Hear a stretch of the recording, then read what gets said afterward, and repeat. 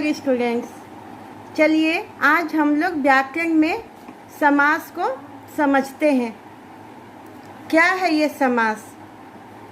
तो मैं बता दूं कि हम लोग जो वाक्य बनाते हैं तो वाक्य में क्या होता है कि शब्दों के सार्थक अर्थ को वाक्य कहते हैं।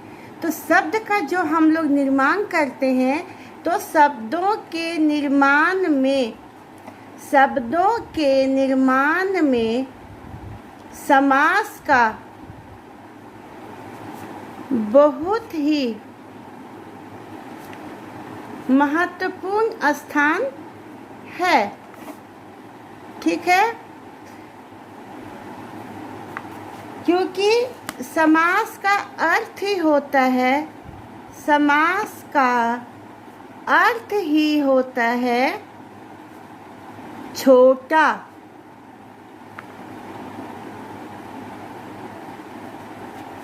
अर्थात कम से कम शब्दों में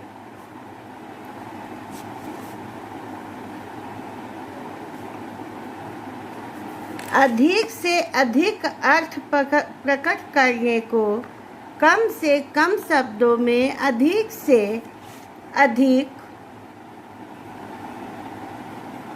अर्थ प्रकट करना समास का मुख्य उद्देश्य है। क्लियर?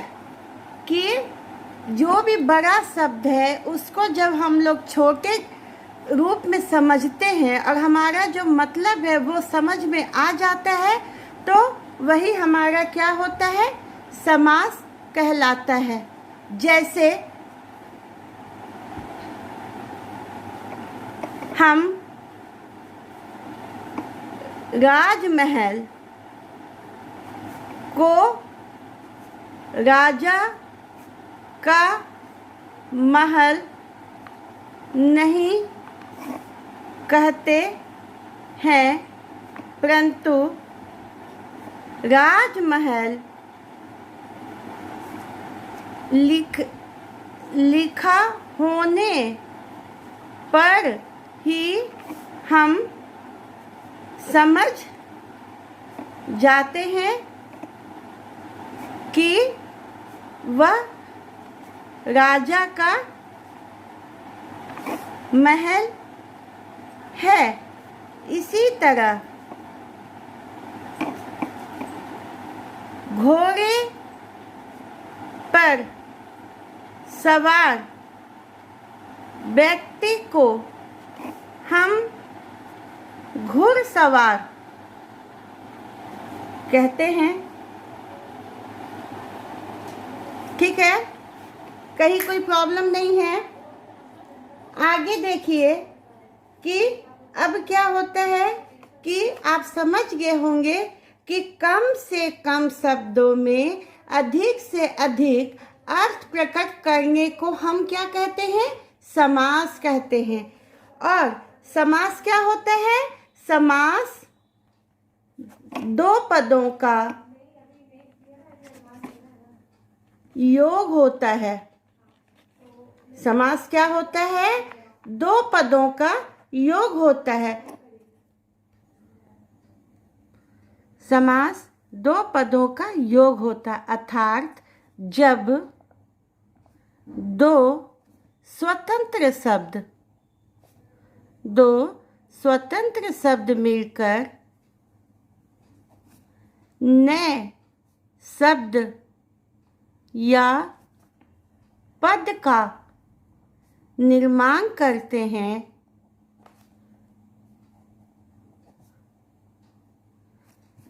नए शब्द का पद या निर्माण करते हैं तो इसे ही समास कहते हैं। इन दो पदों या शब्दों में पहले पद को पूर्व पद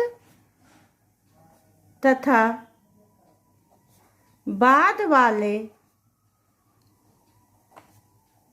पद को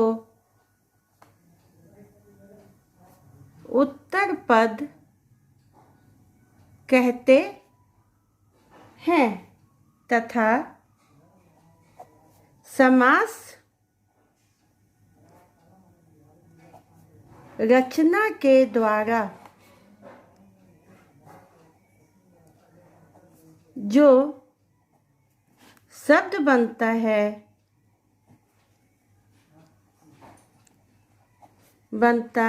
है उसे हम समस्त पद कहते हैं।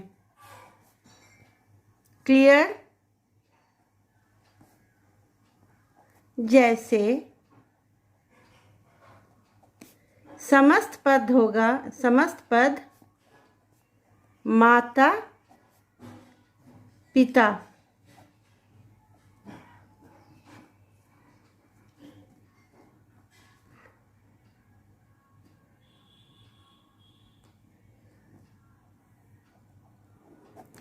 माता पूर्व पद और पिता उत्तर पद होगा।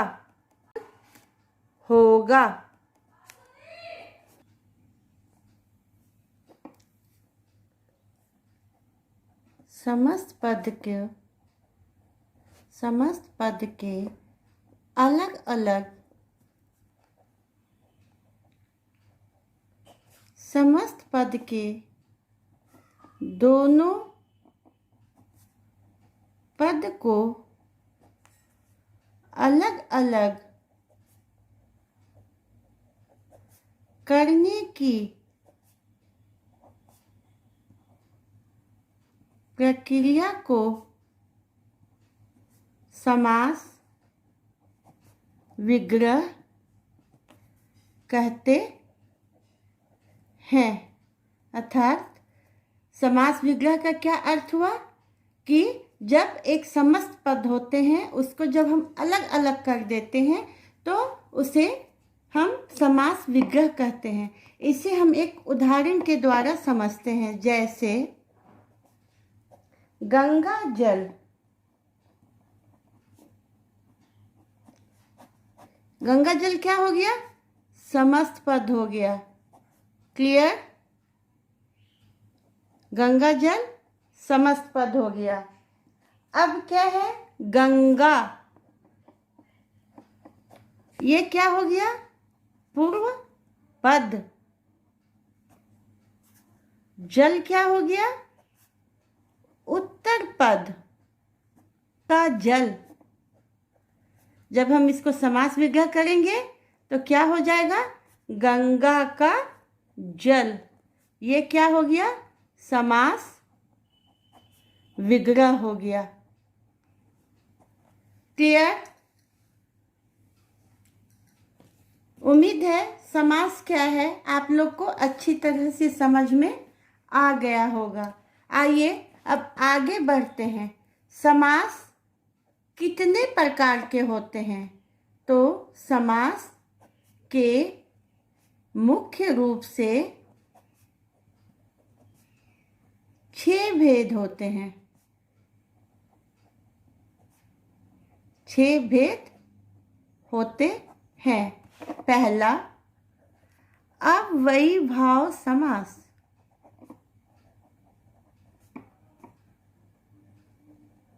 अव्ययीभाव समास क्या है? यह अव्ययीभाव समास तो अभी तक आप पूर्व पद और उत्तर पद समझ गए होंगे। तो जिस पद में अव्ययीभाव समास क्या है कि जिस पद में पहला पद अवयव हो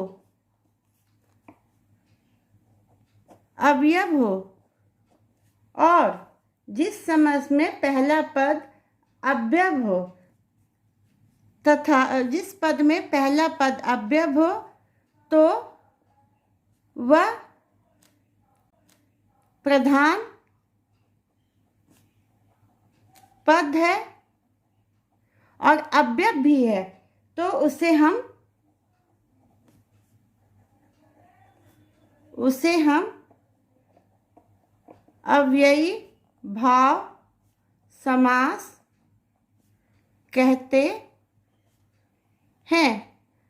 अब आप पूछेंगे, इसके पहले पढ़ भी चुके होंगे कि अव्यय क्या होता है। तो इसके पहले मैं सबसे पहले आपको बता दूं कि जिस शब्द का काल, वचन, लिंग कुछ भी चेंज नहीं होता है, अर्थात वह अपने ओरिजिनल रूप में ही रहता है, वो जिस तरह है उसी तरह से होता है, तो उसे हम अव्यय कहते हैं। साथ ही जो पुनरुक्त शब्द होते हैं, जो पुनरुक्त शब्द मतलब एक ही शब्द जो बार बार आता है, तो वह भी क्या होता है कि वह भी अव्यय भी होता है। जैसे साफ साफ, रात रात, दिन ही दिन में। तो ये सब जो है ना यथा समय, मतलब इसका हम ना लिंग चेंज कर सकते हैं ना वचन चेंज कर सकते हैं। ये शब्द अपने वास्तविक अवस्था में ही रहते हैं, अपने वास्तविक रूप में ही रहते हैं, तो इसे हम क्या कहते हैं? अव्यय कहते हैं। तो अव्ययी भाव समास क्या हो गया कि पहला पद प्रधान हो और वह पद अव्यय हो, तो उसे हम क्या कहते हैं? अव्ययी भाव समास कहते हैं। तो अव्ययी भाव समास में क्या होता है कि पहला पद प्रधान होता है। ठीक है, जैसे प्रतिदिन, यथा समय, रातों रात, हमेशा। क्लियर? सेकंड देखिए, सेकंड हमारा है तत्पुरुष समास। तत्पुरुष समास, इस समास पर ध्यान दीजिएगा क्योंकि ये थोड़ा आपको ज़्यादा समझना है। ठीक है, तो आइए देखते हैं। जिस समास में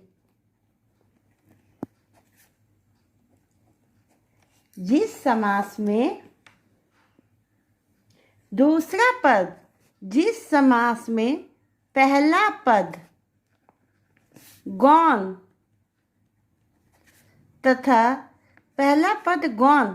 तथा दूसरे पद की प्रधानता हो,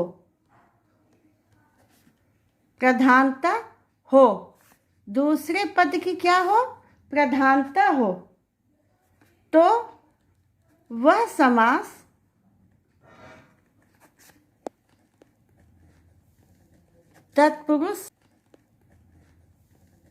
तत्पुरुष समास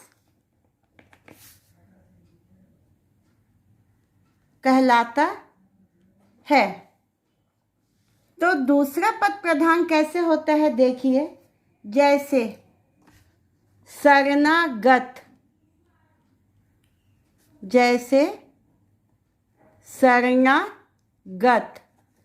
शरणागत, इसका जब हम विग्रह करेंगे तो क्या होगा?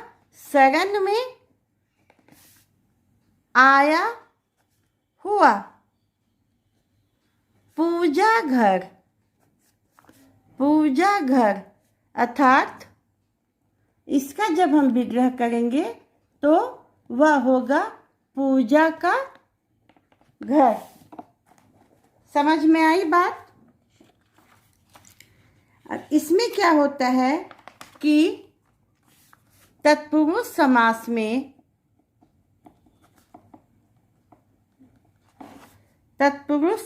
में समस्त पद के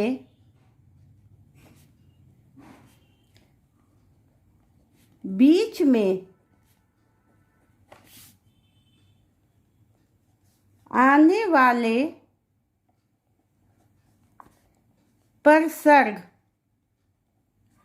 परसर्गों का परसर्ग का, की, के इत्यादि गौण हो जाते हैं या उनका लोप हो जाता है। ठीक है। अब देखिए, ये जो तत्पुरुष समास होते हैं ना, ये तत्पुरुष समास के भी कारक की दृष्टि से ये एग्जाम के लिए बहुत महत्वपूर्ण है आपका, इसको आप ध्यान देंगे। हाँ, तो तत्पुरुष समास के भी क्या होते हैं कि तत्पुरुष समास कारक की दृष्टि से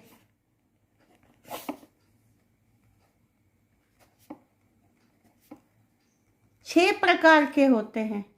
कितने प्रकार के होते हैं? 6 प्रकार के होते हैं तत्पुरुष समास। इस पर आप विशेष रूप से ध्यान देंगे, क्योंकि एग्जाम में वो चाहे सीबीएसई हो या कोई भी अदर स्टेट बोर्ड के भी एग्जाम होते हैं, ये समास पहचानने तत्पुरुष समास में कि ये किस प्रकार का समास है जरूर आता है। तो इसे आप विशेष रूप से ध्यान देंगे। तो सबसे पहले क्या होता है कि 6 प्रकार के होते हैं। आइए देखते हैं वो कौन कौन से प्रकार होते हैं। कारक तो आप लोगों ने मैं समझती हूँ क्लास 4 से ही आप लोग पढ़ रहे होंगे, कर्ता ने कर्म को कर्ण से। हाँ, तो ये तो आपने बचपन से भी पढ़ा होगा। तो कितने पर, तो इसमें क्या होते हैं?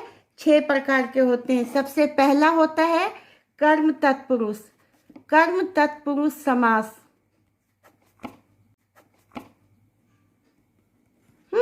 तो कर्म तत्पुरुष समास क्या होता है कि इसमें क्या होता है कि कर्म तत्पुरुष में समास, जो कर्म तत्पुरुष समास होता है, कर्म तत्पुरुष समास, इसमें कारक की जो विभक्ति है, कारक की विभक्ति का लोप हो जाता है, लोप हो जाता है। अर्थात उसमें क्या होता है कि विभक्ति दिखाई नहीं पड़ता है। जैसे क्या है कि वह क्या है? मरणासन। जैसे हम लोग देखते हैं मरणासन, मरणासन मतलब एकदम मरने के करीब है। ठीक है, तो मरने के करीब है, मरने के करीब। तो ये जो मरने के करीब है, मरने के करीब पहुंचा हुआ, मरने के करीब पहुंचना, अर्थात मरणासन। तो ये क्या है? के विभक्ति का लोप है। लेकिन जब हम समास का विग्रह करने, यदि आपको एग्जाम में आएगा, परीक्षा में पूछा जाएगा कि मरणासन का समास विग्रह करें, तो आप क्या बताएंगे? मरणासन अर्थात मरने के करीब पहुंचा हुआ। क्लियर? दूसरा उदाहरण देखते हैं, स्वर्गगत, परलोक गमन। हाँ, परलोक गमन, परलोक, परलोक अर्थात दूसरे लोक को गमन, अर्थात दूसरे लोक को गमन मतलब मृत्यु का प्राप्त हो जाना। विद्या प्राप्त, विद्या को प्राप्त।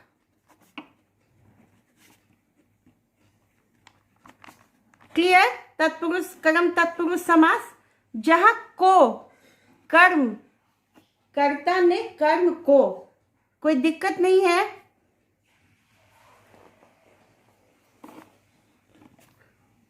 दूसरा देखते हैं, हम लोग आगे बढ़ते हैं, करण तत्पुरुष।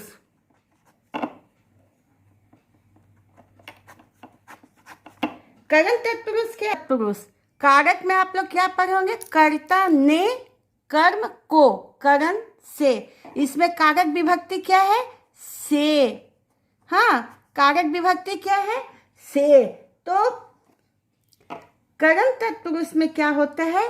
से विभक्ति का लोप हो जाता है। ध्यान देंगे, जैसे कि जब इसका आप समास विग्रह करेंगे, क्या कि परीक्षा में समास विग्रह पूछा जाता है।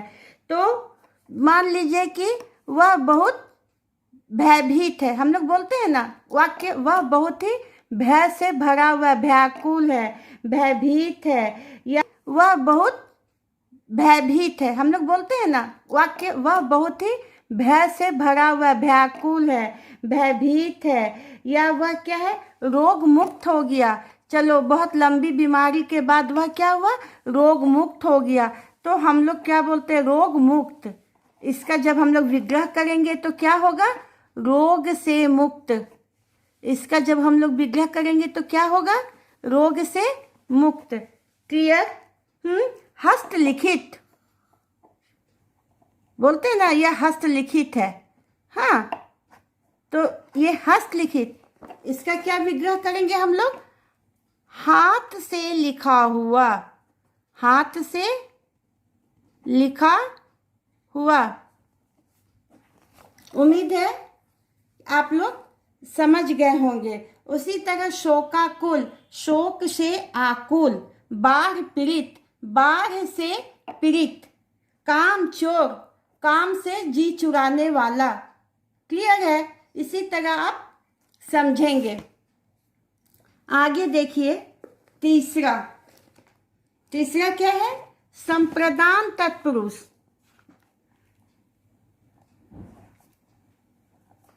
संप्रदान तत्पुरुष, संप्रदान तत्पुरुष, इसमें क्या होता है, को और के लिए, इसमें विभक्ति का लोप हो जाता है। जैसे देश प्रेम, हाँ, देश प्रेम, तो इसका मतलब क्या हुआ, जिसका जब हम समास विग्रह करेंगे तो ये क्या होगा, देश के लिए प्रेम, देश के लिए प्रेम। स्नान घर,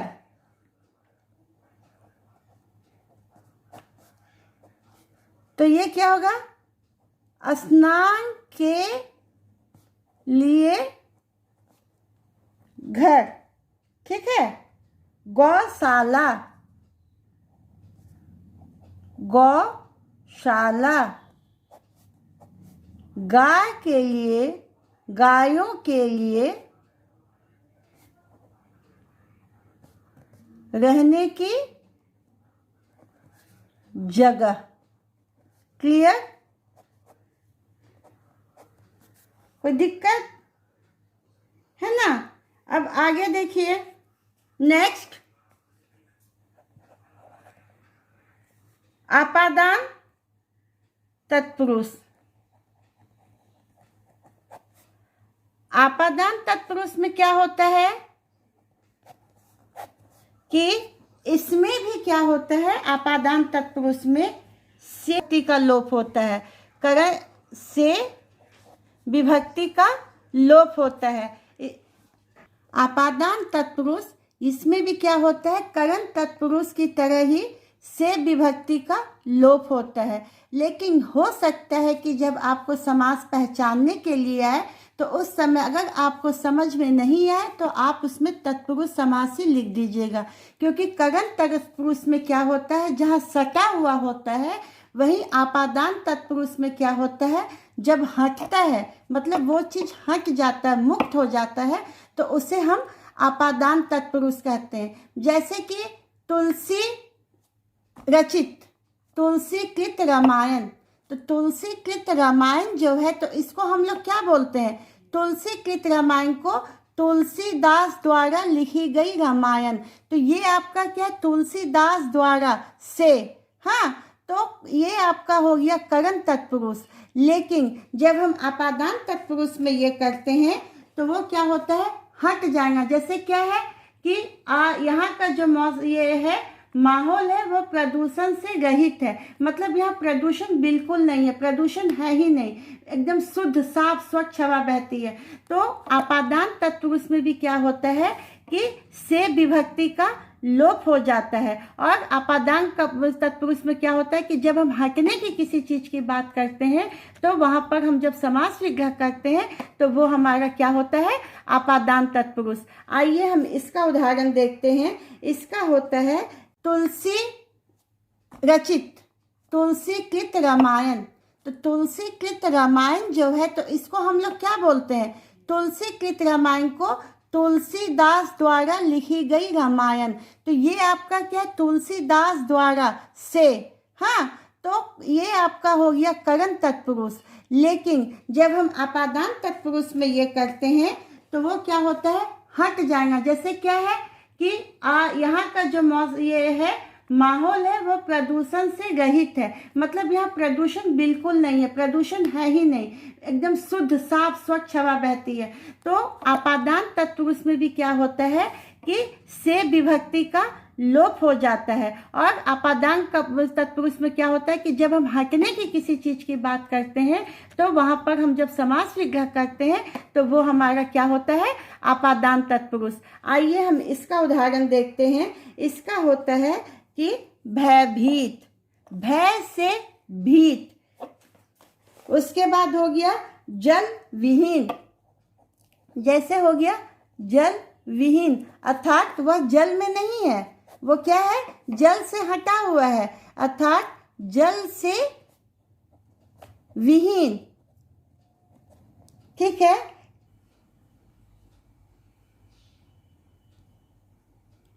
कर्तव्य मुक्त, कर्तव्य से मुक्त।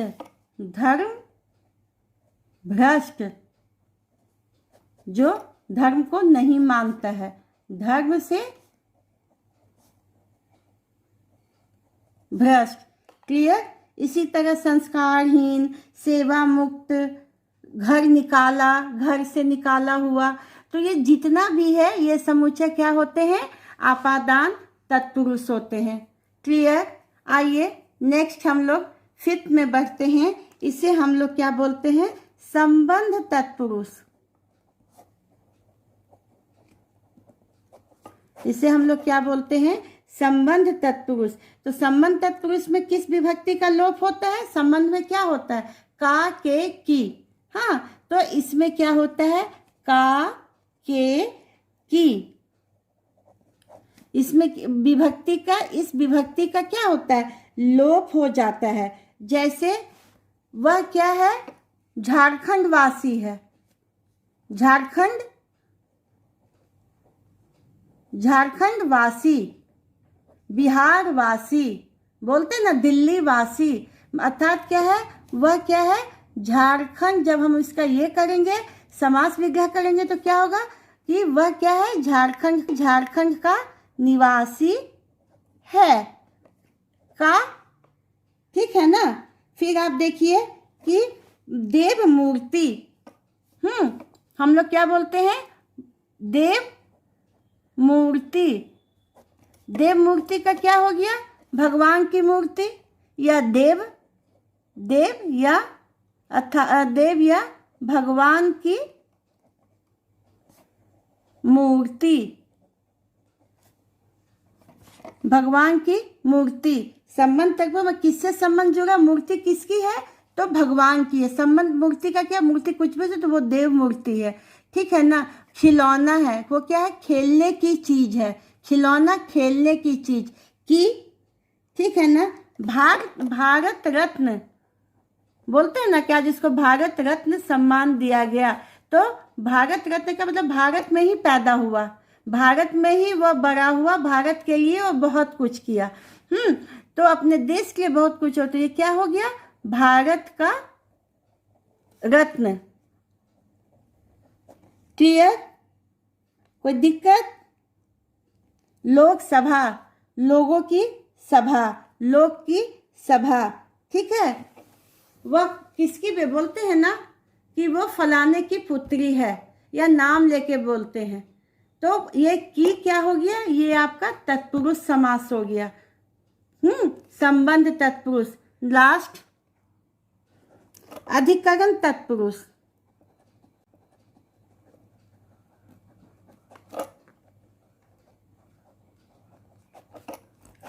अधिकरण तत्पुरुष में देखिए किसका लोप होता है, अधिकरण में क्या होता है, में, पर। अधिकरण में क्या होता है, में पर विभक्ति का लोप हो जाता है। हाँ, जैसे आप लोग में से बहुत को दही बड़े खाने में अच्छे लगते होंगे, तो चलिए इसी को हम लोग बोलते हैं, इसी का हम लोग उदाहरण समझते हैं, दही बड़ा। दही बड़ा का क्या अर्थ हुआ? मतलब दही में डूबा हुआ दही बड़ा। हाँ, दही में डूबा हुआ बड़ा, ठीक है ना। डिब्बा बंद बोलते हैं ना हम लोग बातचीत में, डिब्बा बंद खाना है, वो डिब्बे में बंद आता है, रेडी टू ईट है, तो डिब्बे में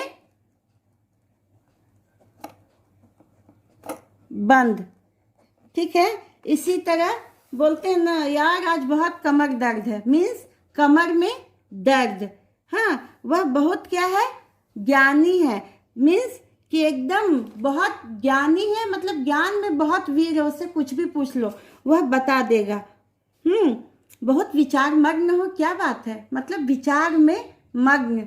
उम्मीद है करण तत्पुरुष आपके सामने क्लियर हो गया होगा। नेक्स्ट हम लोग अगले वीडियो में देखेंगे।